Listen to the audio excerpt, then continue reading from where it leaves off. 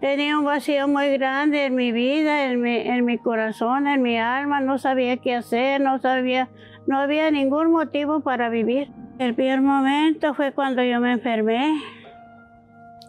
Yo estuve muy enferma, yo estuve inválida, yo estuve ciega, desahuciada por los doctores. Entonces yo no tenía ninguna entrada de nada. Entonces mis hijos solitos se fueron. Ni tuve que decirles que se fueran. Solitos se fueran porque no había nada que comer en casa. Yo me desquitaba con ellos, yo les gritaba, les decía que no servían para nada, que no me ayudaban. Cuando yo estaba sana no era así.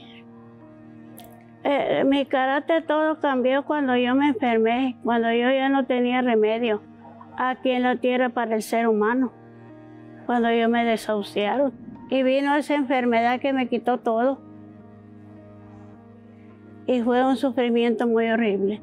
Esperaba que la muerte porque no había otra salida ya. Yo no podía hacer nada ya.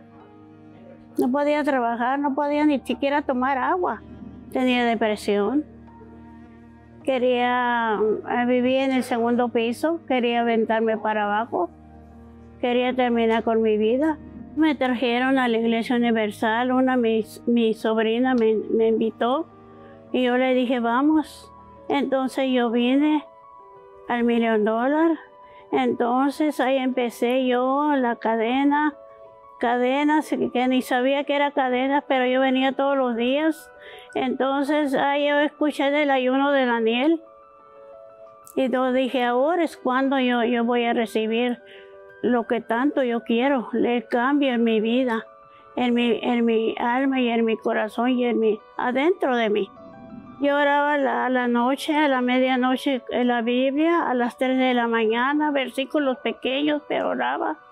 Entonces, y seguía en el día, entre el día también.